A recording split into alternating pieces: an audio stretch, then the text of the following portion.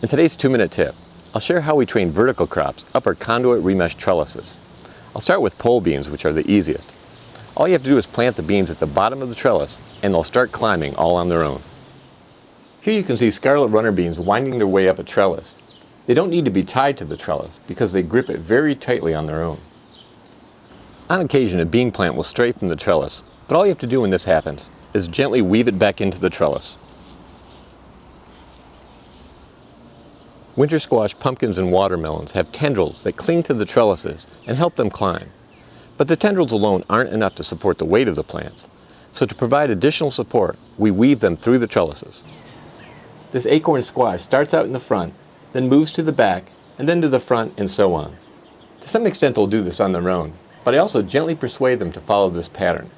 Usually the plants are malleable enough to change sides over 3 to 5 squares. But when they're not, I coax them where I want them to go by tying them off with garden tape or strips of fabric. When the fruits start getting larger, I often tie the plant near the fruit to the trellis. This usually provides enough support for acorn squash and butternut squash. But large pumpkins, cushaw squash, and watermelons need more support. So I fashion hammocks out of old t-shirts to hold the larger fruit.